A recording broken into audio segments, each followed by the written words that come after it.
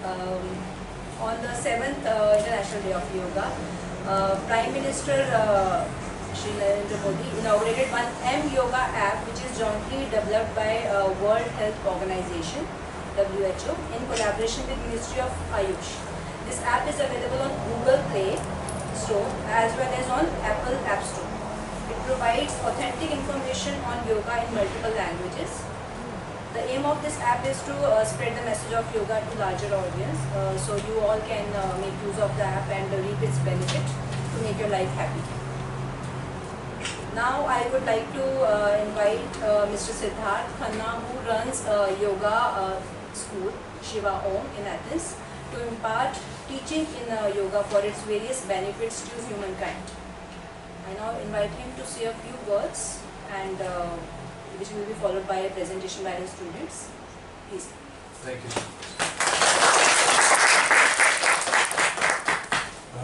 First of all, thank you, Ambassador sir. We are really grateful that you take out your precious time and give us this opportunity, on this beautiful day, International Day of Yoga, which is being celebrated all across the world. Our students, they began the journey of yoga about 9 months ago. You were there for the starting day as well, so you've seen these people over the last 9 months, and today finally they get to complete their journey of yoga, and from tomorrow they'll be able to teach everyone yoga.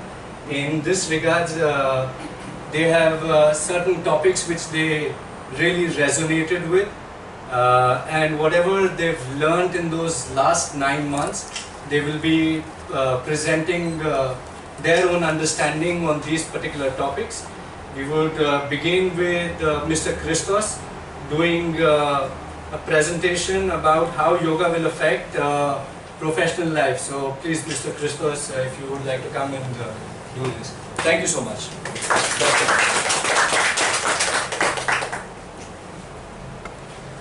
Good afternoon. My name is Christos Pavlianas. It is my great honor today at the summer solstice to present the summary of my dissertation for the SivaOm Teacher Training Class 2020 to all of you, and personally to His Excellency, the Ambassador of India of the Hellenic Republic, Mr. Amrit Lagun. The title of my dissertation was How Yoga Might Affect Professional Life. By writing professional life, I meant any type of profession, whether it follows the traditional varnas, professional categories, brahmanas, kshatriyas, vaishyas and shudras, as described in Bhagavad Gita, or it applies to different economic models around the world and the professions in them. For example, teachers, white-collar and blue-collar workers, farmers, merchants, administrative personnel, etc. The dissertation consisted of 2 main chapters. In the beginning of chapter 1, some basic principles of Samkhya philosophy were presented. The Samkhya philosophy is one of the 6 darsans, philosophical systems of India, and one of the 2 most important, together with the Vedantas. Then some basic characteristics of each one of the main 5 yoga branches were described. Raja Yoga deals with the mind and the psychic characteristics of any human being. We could say that it is the spiritual ancestor of psychology as a science. The Raja Yogics claim that he who controls mind, controls matter also, and Raja Yoga propounds the methods of gaining this control. The purpose of Hatha Yoga is to give someone the knowledge of controlling the 2 energies, Ha and Tha, Prana and Apana. Without this knowledge, it is very difficult for someone to gain control over the mind. Instead of Raja Yoga, that deals with the mind, Hatha Yoga works with the Prana and Apana. The word Jnana is derived from the Sanskrit root Jna, to know, and means knowledge. Jnana Yoga is the practice of yoga through awareness. Consciousness becomes the tool of higher awareness. The word karma is derived from the Sanskrit kri, to do. So every action is karma. Karma Yoga is the knowledge of the secrets of work, and its way is to teach us that secret. This way is being walked through non-attachment. Bhakti Yoga is the genuine looking for the Lord, a search beginning, continuing and ending in love. Bhakti Yogis believe that one single moment of the madness of extreme love to God brings us eternal freedom.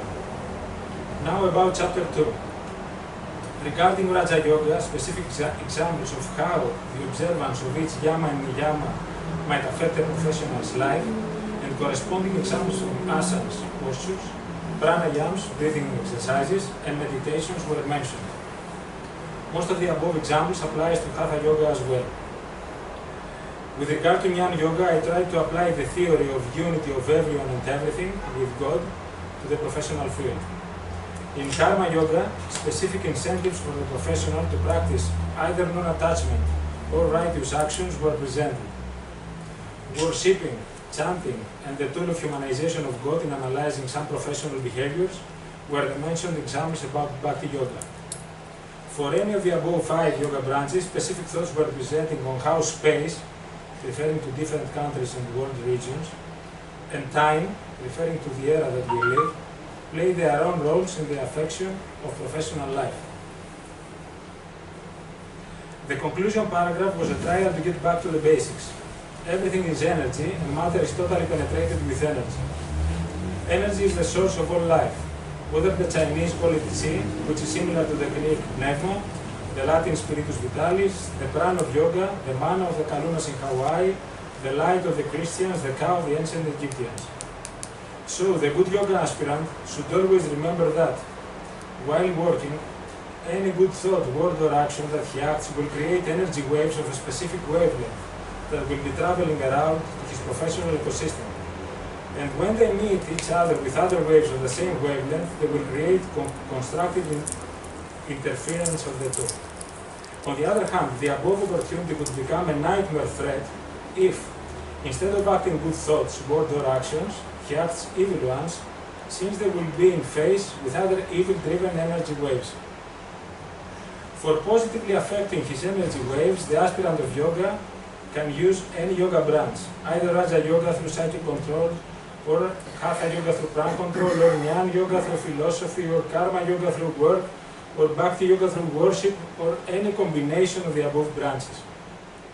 Last, but by no means least, for the wise aspirant of yoga, the path becomes the goal. Copying the Shiva's words, worldly goods and wealth that we acquire may be lost in one's lifetime. If they are not lost in one's lifetime, they will be lost at the end of one's death. The progress one makes in the material world is temporary. In contrast, the progress made in the spiritual path is permanent.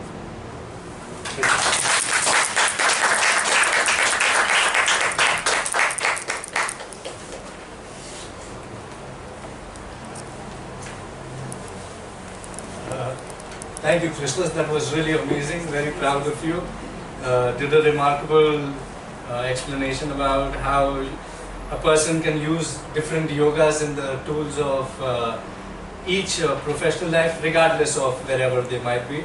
Now I would like to call upon Pella, who will be presenting personal analysis of Srimad Bhagavad Gita. Please. Thank you. Namaste. Thank you. Hello to you all. So I made a personal approach about Bhagavad Gita. This is the greatness of the Gita, where great truths are revealed. It's a book that one can read multiple times in his life. The book on its own is perfect. The reader is imperfect. He who seeks the answer finds the truth. So the song Divine is what caught my attention at the first place. And the chariot, which was my favorite symbolism. I personally think that it is how we guide our souls in life, where the chariot is the body, the soul is Arjuna, the Atma is Sri Krishna, the horses are the 5 senses, like the vision, the hearing. The wheels of the chariot is how things flow in life, and Jiva is the higher consciousness. So I would like to use some words from our Guru, which I would need a whole book to mention, but I kept some for us all to remember today. So what if I tell you that you already know everything? True knowledge is inside you and hidden under layers. When you say something is difficult, you lose. Say, I will do it. Listen to your consciousness. Consciousness is the God. Overcome your ego. The one who works for the good of mankind is the true hero. Do your duty without any expectation or any desire. These are basically all the truths that are already written in the Gita and already taught by us all the 9 months in this beautiful journey of yoga. I would like to thank you all for being here. I would like to thank my guru Siddhartha, Irini, which was the owner of the studio, all my yoga family here today, and of course the ambassador. Thank you very much for all this, for accepting us here today. Thank you. Thank you.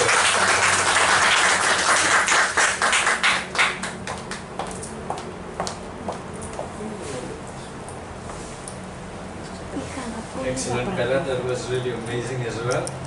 Giving a short, brief narrative of Srimad Bhagavad Gita on what it gives and how we can utilize it in our way and what it's trying to achieve. Next on, I would like to call upon Emily, who is going to give a presentation about yoga and stress. Emily, thank you.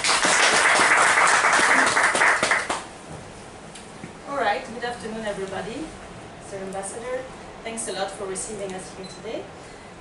Today I want to talk to you about stress and yoga. So stress is affecting all of us, right? Whether it's professional stress, family stress, day-to-day stress.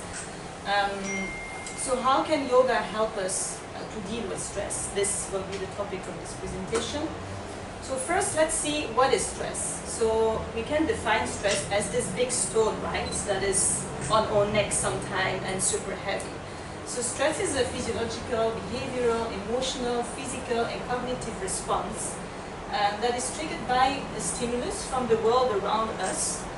Can be anything, and that is perceived as annoying or dangerous to us, right? We feel in danger, regardless of what this stone is.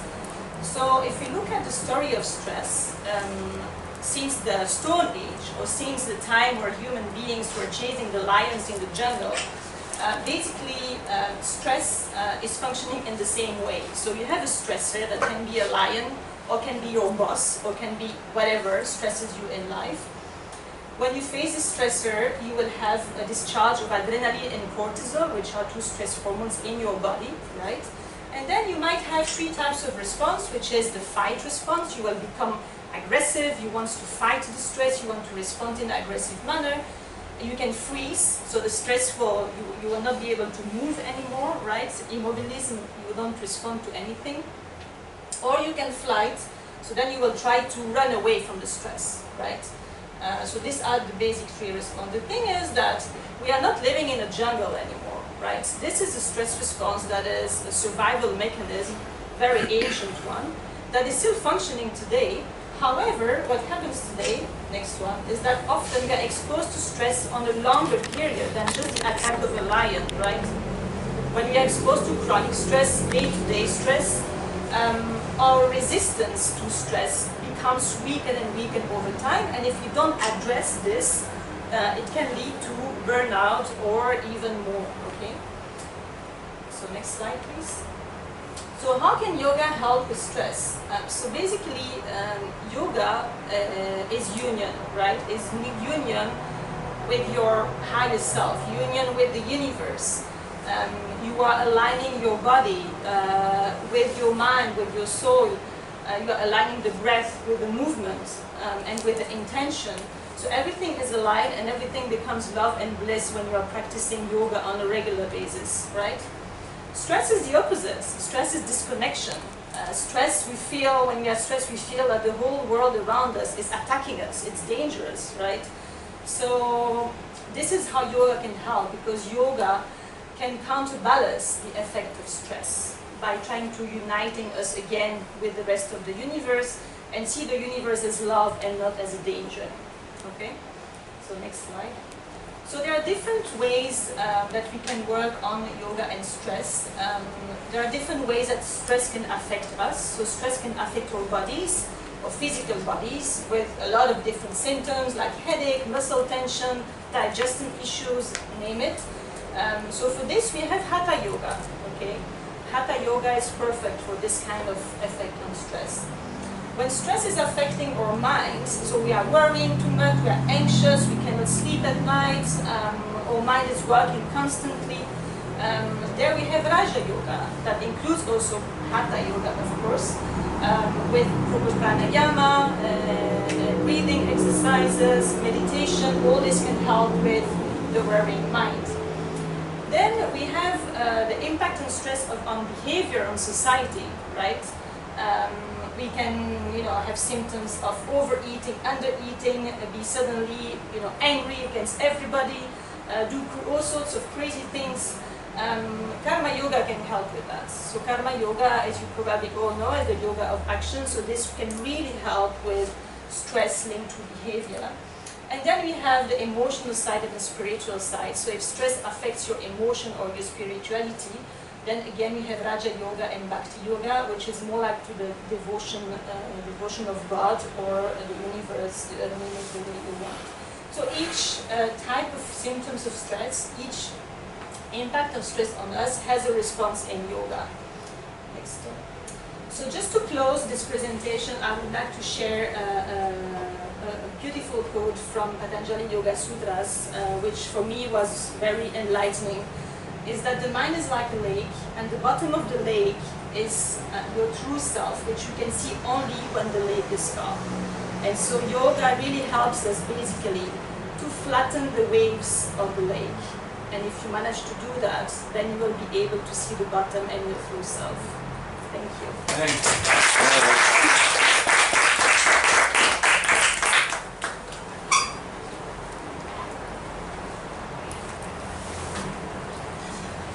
That was really nice, Emily. Very well presented. I think gives an insight to each and every person how they can utilize yoga in their own special manner, in their own special needs. The next person that we would like to call upon is Eleni, who will be presenting us as Karma Yoga as a part of our balanced life. Hello everyone, good afternoon. It's truly an honor being here, and happy International Yoga Day to everyone. Thank you, Your Excellency, for attending to this presentation as well. So my dissertation topic is Karma Yoga as part of a balanced life. And it's my firm belief that actually Karma Yoga and yoga in general can lead to a balanced life overall. As my fellow students stipulated earlier, karma is actually the yoga of action, and in fact is the yoga of selfless action. Karma is derived from the Sanskrit word kri, which means to do. And Karma Yoga especially stipulates that we are the sum total of our thoughts, words and actions, which means that these three basically determine our character. So we can decide what sort of people we have to be and what sort of people we want to be. Next slide, please. So Karma Yoga is essentially guided by these four principles, and the dissertation deals with these four chapters. The first one being the fulfillment of duties. And when we say duties, they're very, very different from desires. Now, in our societies, people have certain roles. A woman might be a wife, might be a mother, might be a daughter. She's employed as well, so she has to fulfill all these different roles in her life and do this to the best of her ability. These duties, of course, can be overwhelming. She doesn't know how to prioritize them, and she needs to find a balance in her life. So how does she do that? Well, the simple and at the same time complicated answer is love. Because if you don't love in your life, you won't be able to achieve much. Like I said, desire is also explained very much here, because many people will ask me, but won't you have any desires or ambitions? And I will say, yes, of course you will have some desires and some ambitions, as long as you're not a slave to them. The second topic is surrendering of ego, and I can't really say enough about this topic because it has been a challenging even for me. Now, ego essentially clouds our judgment. It creates all this duality in our lives. It creates delusions, and it essentially leads to a lot of expectation. Now, all these topics, of course, are interrelated and correlated to each other. So, I'm also trying to, in each chapter, to essentially connect with the previous one and vice versa. So when you have all these expectations because of your overinflated ego, then you end up delusional, and even worse, you end up in madness. Again, in the element of attachment, the topic of love is again discussed. And we see in modern societies, I do this comparison very often as to how in the Western societies we've been raised, in the sense that we're actually encouraged to be attached to another person because this means that we love them, this means that we care about them. But actually that's not the reality. Being attached to your kids, being attached to your partner is not the answer. If you are free from attachment, if you're free from expectations, you have essentially freed yourself from all burdens in your life, and you're actually able to connect with your own self. Now, Karma Yoga helps in that, in the sense that it says you can do your work, you can fulfill your duties, you can do this to the best of your ability, and actually do it without having an expectation at the back of your mind. Do the work for work's sake. And the same, of course, goes for charitable work. When we give to someone, we shouldn't think that I am the good person who gives to the person in need. He gives us the opportunity to give to them. And this is what Karma Yoga is about. And the next slide is simply my special thanks to Guruji for his guidance and support all over this. Without him, I wouldn't be here today, and I wouldn't have all this knowledge. And Yanis has been the student that I actually met 9 months ago, and with whom we've been doing a lot of satsangs. I don't know if I pronounced it correctly. But yeah, thank you.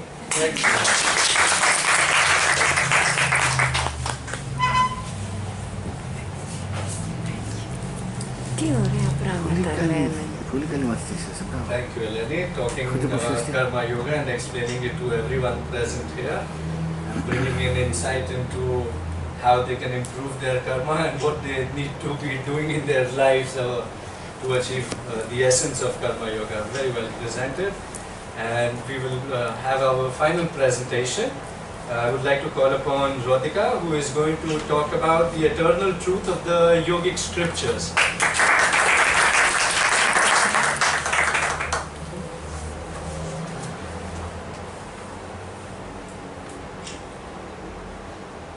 Namaskar to everyone, Your Excellency. So, it's about the eternal truth of the yogic scriptures. As humanity is working its way through the agitated Kali Yuga era, the human lives are affected in many ways. Better material conditions, highly developed technology, widespread access to information, and the general well-being have vastly improved the human condition. Unfortunately, all this came at a cost. We gradually have distanced ourselves from nature.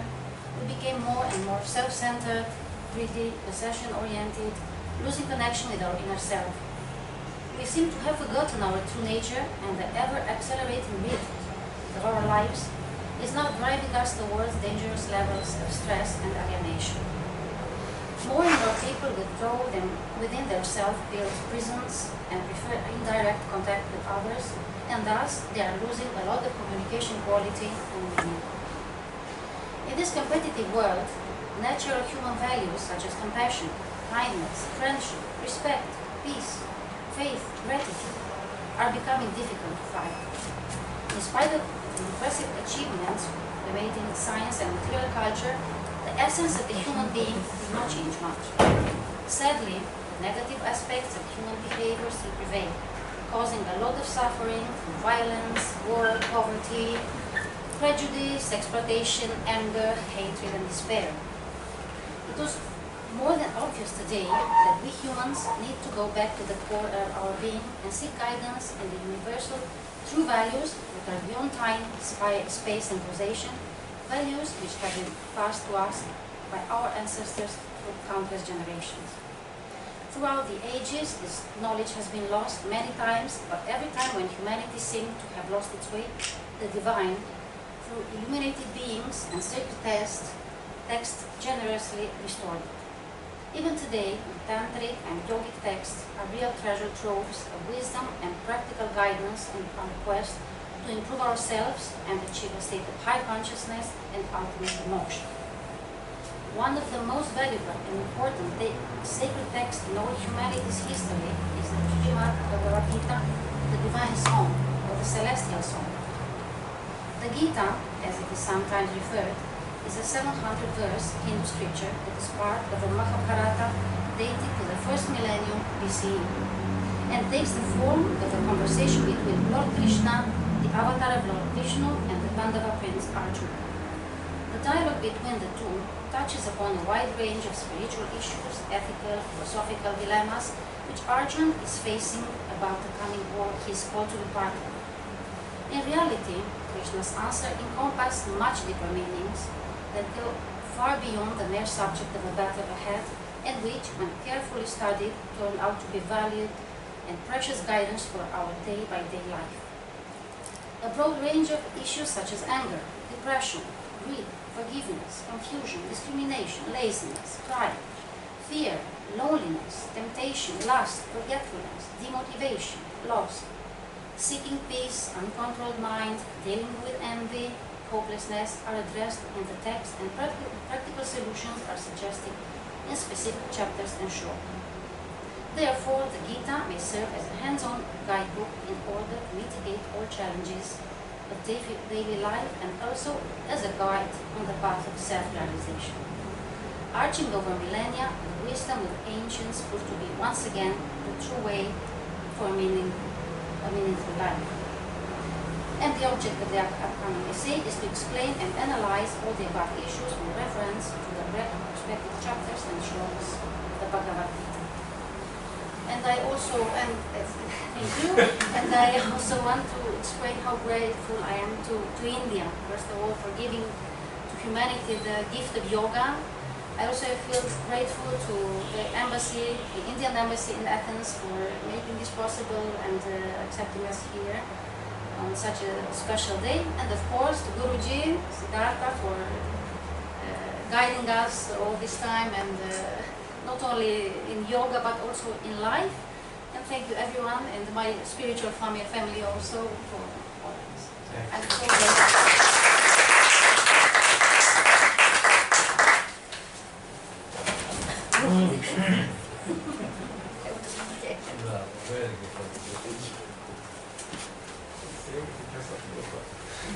Thank you all of the students who have given wonderful presentation, and we can see how it is immensely giving benefits to you all, and I hope more and more people practice it so that they can also be the same way. I would now like to invite His Excellency Minister Sir to say a few words on this occasion, and after that hand over the certificates to all the students for successfully completing their course with the SivaOm Yoga. Please.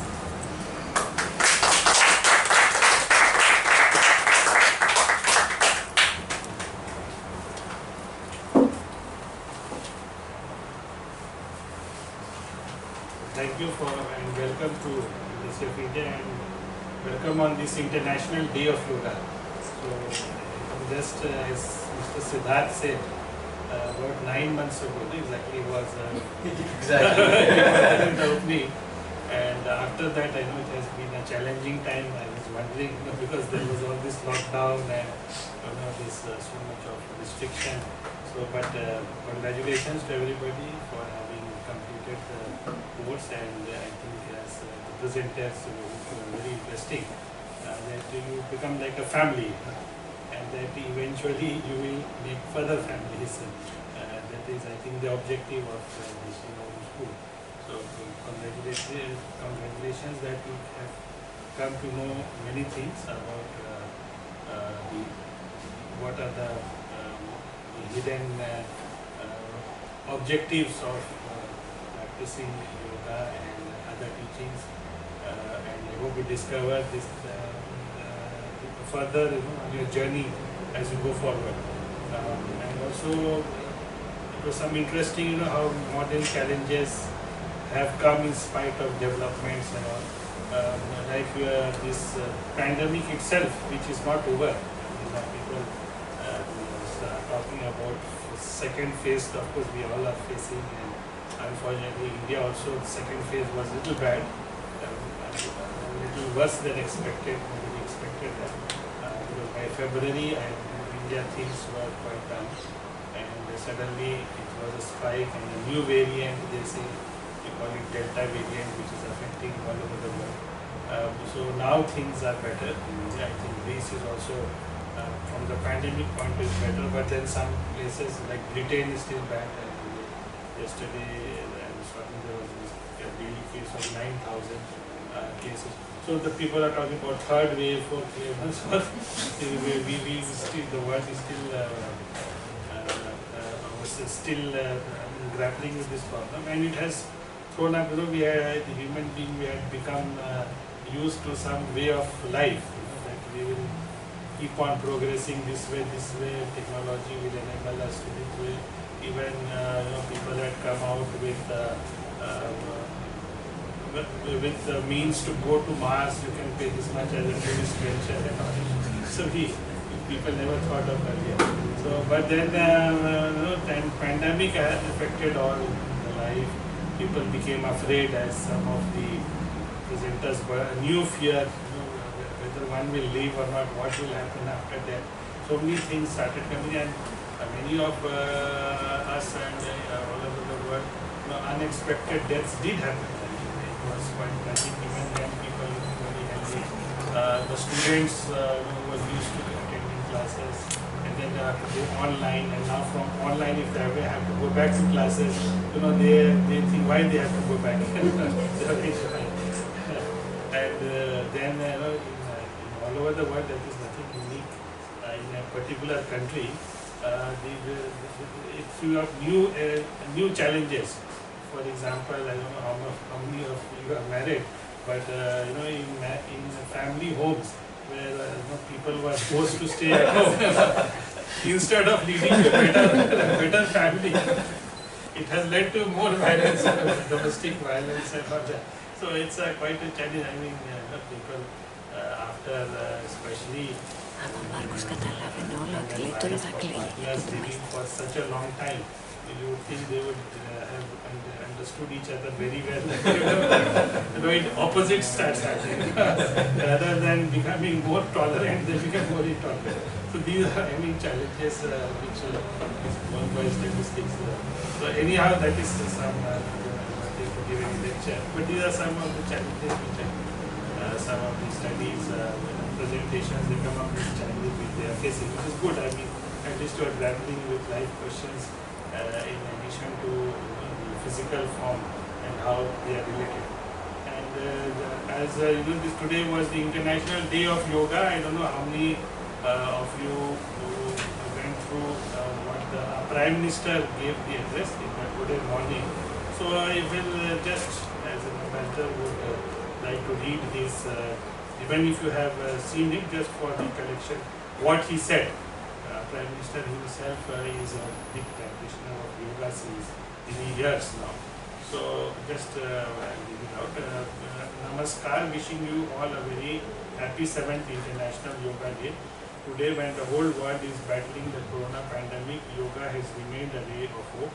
Even though no major public events have been organized in countries around the world and in India for almost 2 years, the enthusiasm for Yoga Day has not diminished a bit. Despite corona, the theme of this year's Yoga Day, Yoga for Wellness, this is the theme for this year, has intensified the enthusiasm for yoga among crores of people. I pray that every country, society and individual stay healthy, and let's all come together to become each other's strength. Friends, when the invisible virus of corona hit the world, no country was prepared for it. from the point of capabilities, resources, or mental toughness. We have seen that yoga became a great medium of self-confidence in the face of adversity. Yoga helped people to muster confidence to fight the disease. When I talk to frontline warriors and doctors, they tell me that they also made yoga their productive shield in the fight against corona.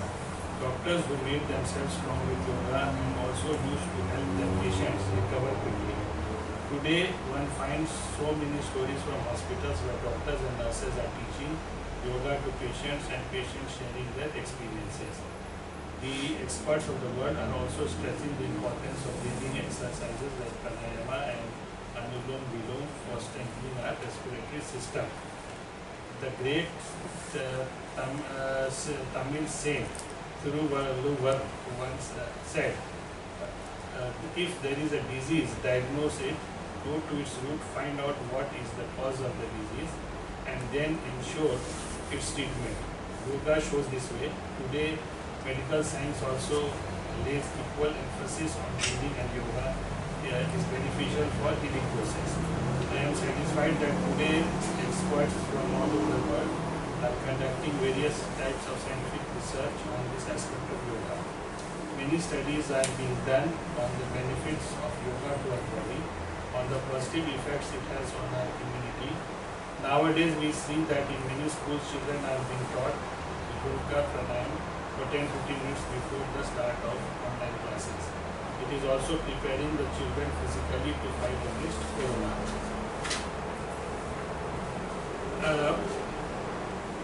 Friends, when India proposed, leaving just parts, the International Day of Yoga in the United Nations, the spirit behind it was to make this yoga science accessible to the entire world. Today, India has taken another important step in this direction along with the United Nations and World Health Organization. Now the world is going to get the power of Yoga app, which I spoke about. In this app, many videos of yoga training will be available in different languages of the world based on the common yoga protocol. It is also a great example of the fusion of modern technology and ancient science. I am sure Yoga app will play a big role in expanding yoga classes, yoga across the globe, and make the efforts of one world, one health a success. So this is that is yoga, the liberation from suffering. We have to carry forward this journey of humanity, which is yoga by taking everyone along. No matter what the place, situation, age, yoga definitely has some solution for everyone. Today the number of people who are curious about yoga is increasing very much in the world. The number of yoga establishments in the country and abroad is also increasing. In such a situation, it is necessary that the basic philosophy of yoga should reach every person and keeping intact its foundation and core. And this work should be done by people associated with yoga, the masters of yoga and yoga teachers together. We ourselves have to take the pledge of yoga, and we have to connect our loved ones also with this resolution. This mantra of yoga to cooperation will show us the way to a new future and will empower humanity. I wish you and the entire human race the very best on International Day of Yoga. This is our Prime Minister's message.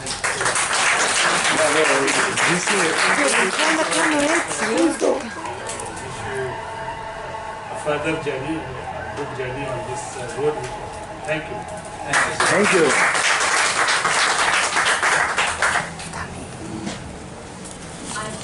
Now to invite Ambassador Sir to give certificates to his students so that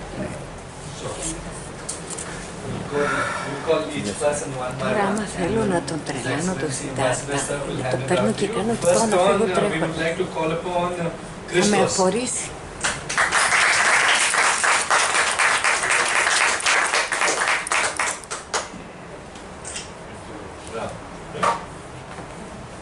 Next on, we would like to call upon Eleni. Να το You βγάλω. should apply Κάποιος το later. βγάζει. Πρέπει να Please είναι stand on the side. Hey there. That's what they are saying. Excellent. Next on, we would like to call upon Radhika.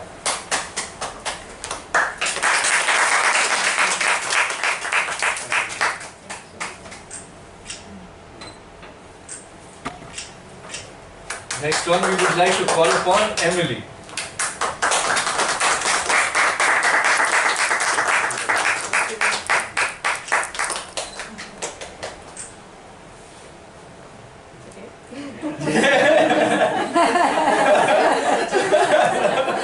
Best. Next one, we would like to call upon Pella. Pella, yeah.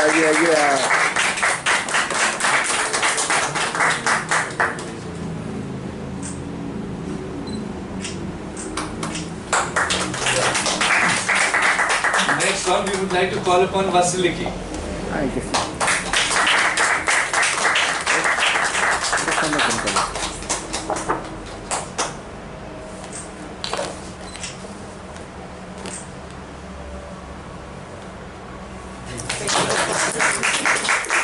Next one, we would like to call Irini.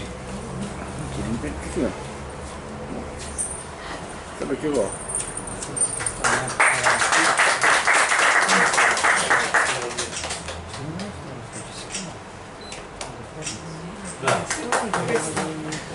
Next one, we would like to call Mihaela. Bien me trajo.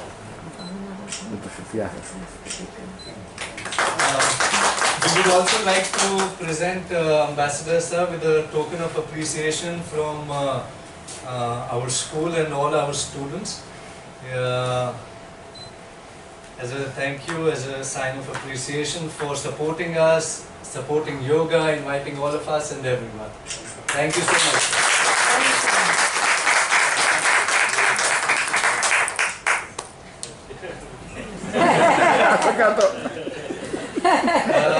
Has toccato Poniri? Thank you everyone. It's been a wonderful journey.